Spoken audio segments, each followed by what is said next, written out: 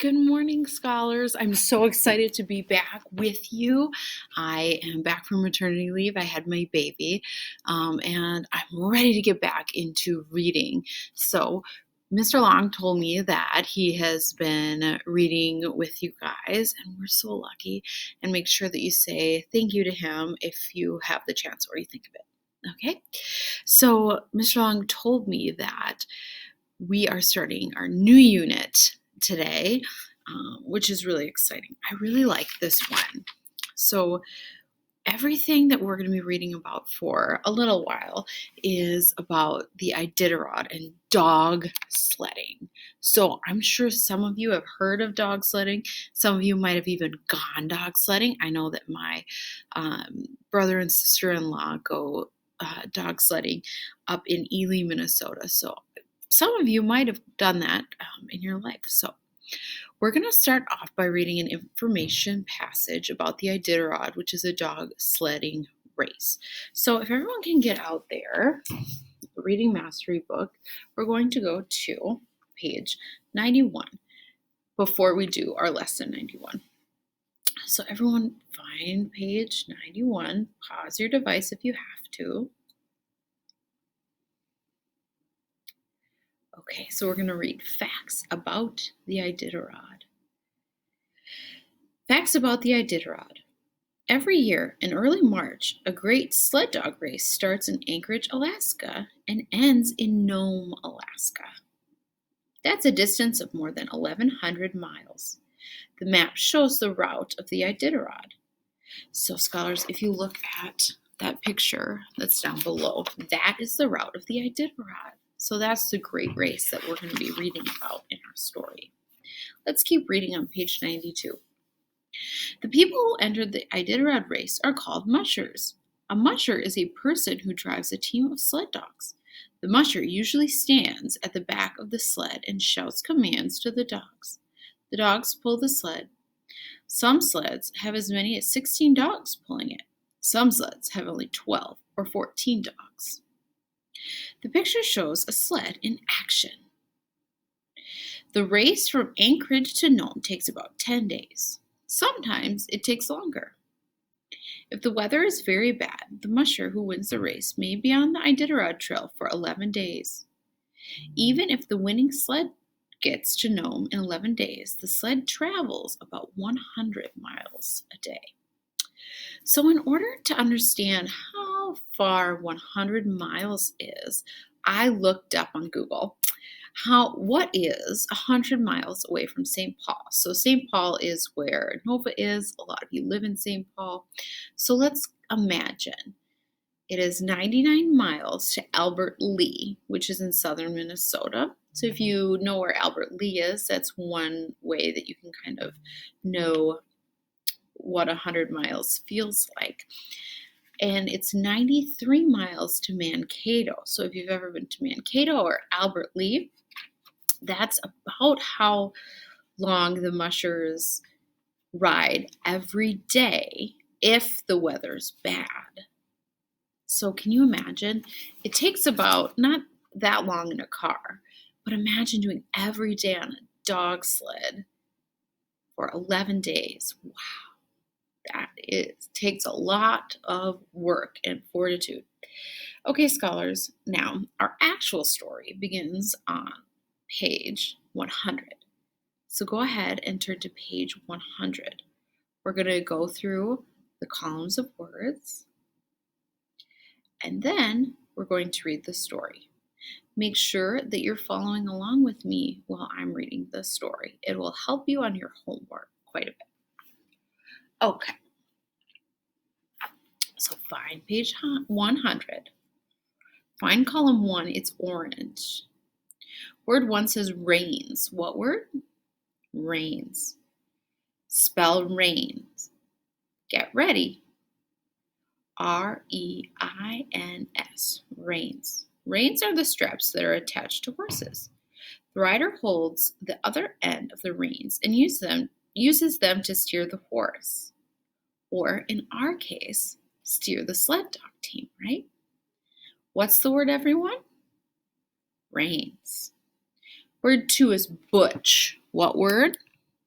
Butch is a name. So we spell Butch. Capital B-U-T-C-H. What's the word? Butch, that's right. Word number 3 is G. What word? G. We spell G, G-E-E. The word is G. Word 4 is purpose. What word? Purpose. Let's spell purpose. Get ready. Here we go. P-U-R-P-O-S-E. If you do something on purpose, you do something the way you plan to do it. Everybody. What's another way of saying she didn't say that the way she planned? She didn't do that on purpose, right? So sometimes if we're being really wild or running around the room, we'll hit someone on accident. But maybe if you have a little younger sister or brother, I know that my 20-month-old daughter, Ella, sometimes hits on purpose when she gets mad. So that would be on purpose, right? Let's read these words again the fast way. Word 1, what word? Rains. Word 2, what name? Butch. Word 3, what word? G. Word 4, what word? Purpose. Very good. Let's find column 2. Word 1 says harnessed. What word? Harness. When a sled dog team is attached to the sled, the team is harnessed to the sled. What's the word? Harnessed. Word 2 says referring. What word? Referring. Word 3 says toughness. What word? Toughness. Word 4 says yapping. What word? Word 5 says command. What word? Let's read these words the fast way. Word 1, what word? Harness. Word 2, what word? Referring. Word 3, what word? Toughness. Word 4, what word? Yapping. Word 5, what word? Commands. Very good. Find column 3. Number 1 is a name. It says Uncle Chad. What name? Word 2 says parka. What word? Word 3 says husky. What word? Word 4 says goal. What word? Word 5 says leash. What word? Word 6 is a name. It says Denali. What name? Denali. Let's read these words the fast way. Word 1, what name? Word 2, what word? Word 3, what word? Word 4, what word? Word 5, what word? Word 6, what name? Very good. Find column 4. Word 1 says kennel. What word? Word 2 says strain. What word?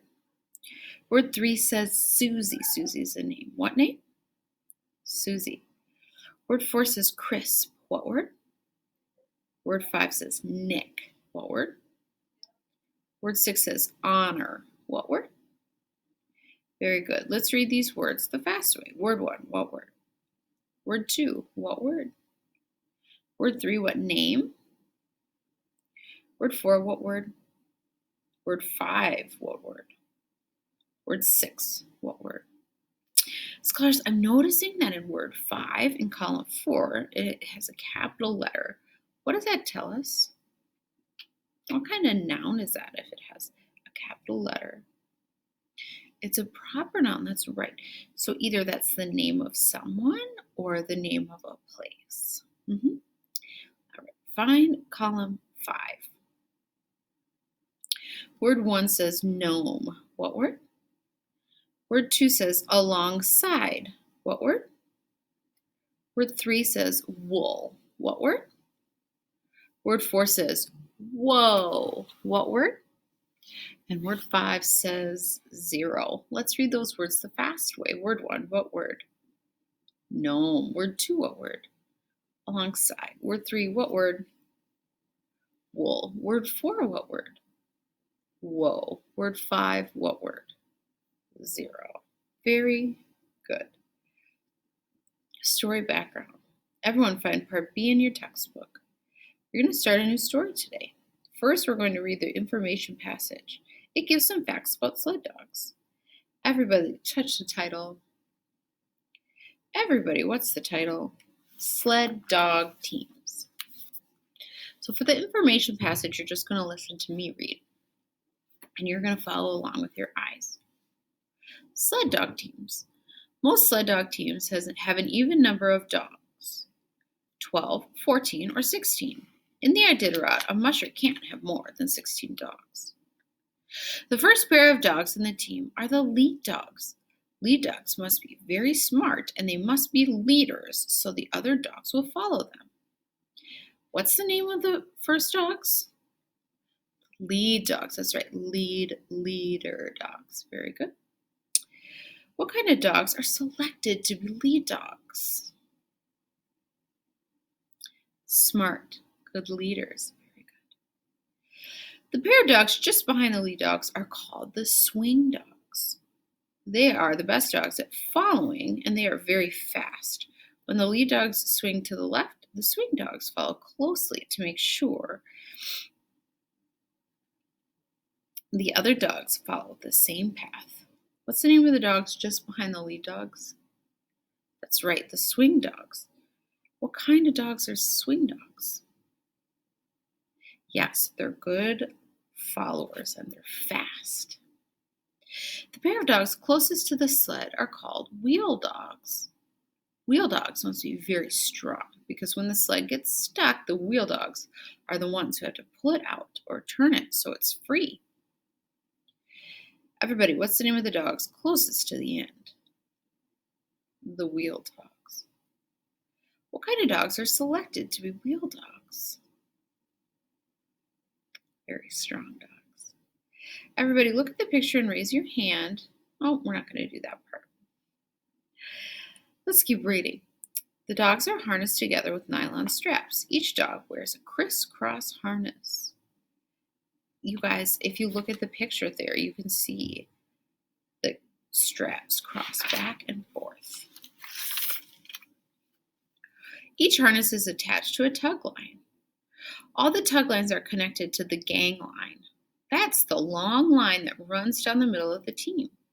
The gang line is connected to the sled. If there are 16 dogs, the gang line may be over 60 feet long. Let's look at that picture there.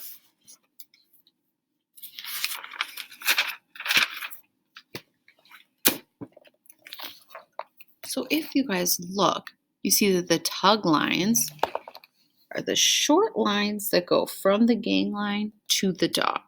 Those are tug lines. And then the gang line is this line that goes all the way from the lead dog to the sled. Okay? One way to remember which ones are which is that the tug lines are shorter, right? They just go from the gang line to the dog. And the word tug is shorter than gang. Gang line is the longer word and the longer line. That's one way maybe you can remember which one is which. Okay, find part C in your textbook. The error limit for this group reading is 11 errors. So listen really close to Mrs. Halverson because I might get more than 11 errors and have to read it again.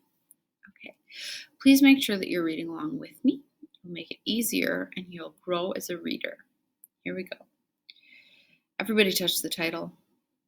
Everybody, what's the title? Susie and Denali. Susie put on her parka and mittens.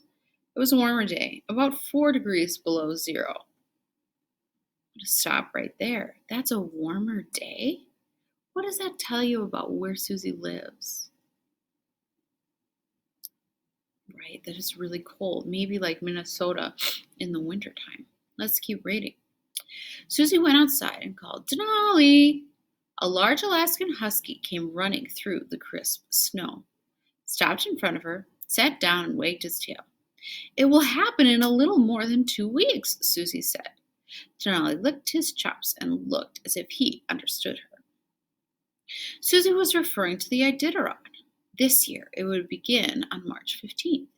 Susie's uncle Chad was going to be a musher in this year's race. He lived less than a mile from Susie's place in Nick, Alaska.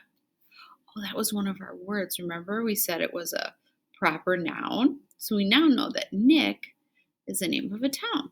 Let's keep reading. And Susie had been working with him for almost a year, getting ready for the race. Wow, almost a year? They must really want to be ready. Let's read. I'm going to ask a few questions here. Who's going to be a musher in the race? That's right, Susie's Uncle Chad, not Susie. What state do they live in? Alaska. What was the date of the beginning of the race? March 15th. The race was a little more than 2 weeks away, so the date was probably around March 1st. What was the temperature? 4 degrees. 4 degrees below zero. And that was a warmer day. Wow. Let's keep reading. Susie harnessed Denali to a practice sled. She stood next to the sled and called out, "Mush." Denali pulled hard and the sled jumped forward. Susie ran alongside the sled, then jumped on the back. Denali knew that he was going to Uncle Chad's place and he was eager to get there. The snow squeaked and crunched as Denali pulled the sled along next to the road. Susie imagined that she was in the Great Iditarod race. She tried to imagine what it was like with 14 or even 16 dogs in front of her as they pulled a sled through the country that was so wild that there were no roads in many places, just the Iditarod Trail. Susie had heard stories about the Iditarod and the dangers mushers had to face, getting lost, being attacked by animals, and the most feared problem of all, freezing. "Whoa!" she called to Denali. Uncle Chad's place was on the other side of the road. A large truck went by. The driver waved to Susie. She waved back and then called out, "Mush." Denali pulled the sled across the road. Some of Chad's dogs were looking at Denali from their kennel. 2 of them were barking. Uncle Chad came out wearing a wool shirt, gloves, and earmuffs, but no coat. He was handsome, and for an instant, Susie wondered why he had never married. I'm going to pause there. That seems like a very strange thing for the story to say. He was handsome, and for an instant, Susie wondered why he had never married. So some things that we run into in stories is called foreshadowing. So the author is throwing in kind of a silly idea or just an idea that seems a little bit random, and it might tell us about what's going to happen later on in the story. So if the author's saying that Susie was wondering why he had never married, what might happen by the end of the story? Maybe. Let's keep reading. She also wondered how he could dress like that in cold weather. He called to her, "Susie, bring Denali around back. Today we're going to run with a loaded sled." "Can Denali be one of your wheel dogs?" "Maybe later." He smiled. She didn't. So, what does that tell you? Susie didn't smile. After Uncle Chet said, "Maybe later," she didn't smile. What does that mean? Yeah, maybe she's a little disappointed that Denali wasn't going to be one of the wheel dogs. "Oh, come on," she said. "He's a good wheel dog. He knows all the commands and—" "Susie," Chet said, "I need to find out how the regular team of 14 dogs is going to do in really rough country." Chad walked to the kennel, opened the kennel gate, and said, "Into the truck, you guys." The dogs ran around, jumped up on Chad and Susie, and then jumped in the back of Chad's truck. Three dogs got into arguments about who would sit closest to the sled, which was already in the truck bed. They growled and snapped. "Stop that," Chet said, and the dogs settled down. Most of them were a lot smaller than Denali, but they were all very strong and they were tough. They would need that toughness when they ran the Iditarod because then they would have to pull the sled all day long, sometimes for more than 14 hours a day. Susie had gone on with more Susie had gone on more than 100 practice runs with Chad, and she knew every dog that he owned, all 15 of them. Although she knew a lot about mushing, she was always amazed at how much more Chad knew about it. He had been in the Iditarod once before, but he didn't do very well. The sled broke down about 200 miles from Nome, and he didn't finish the race. His goal for this year was to finish. He wasn't thinking about in being first or second place, just finishing. Susie had once told him, "You know so much about mushing, you could win first place." He laughed and said, "Some mushers in the race know more about mushing than I'll ever learn. It's just an honor to be in the same race they are in." The truck pulled off the road. The truck pulled off the road. Down below was Eagle River Valley. It looked very steep. Chad said, "We'll take the sled down into the valley and around the rocky parts." Chad jumped out of the truck and told the dogs, "Everybody out of the truck." The dogs were glad to obey that command. Some of them looked like they were flying as they jumped out of the truck bed. Through the snow they raced, yapping and running in circles. Then Chad whistled, and they all crowded around him with their tails wagging. Okay, that's kind of fun to imagine all the dogs jumping out of the back of the truck. How many practice runs had Susie gone on with Chad? Over 100. Good. How many times had Chad been in the Iditarod? One time. Did he do very well?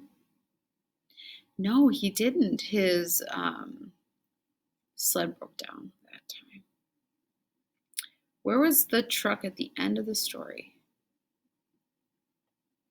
That's right. Eagle River Valley. All right, friends. Let's look at our homework for today.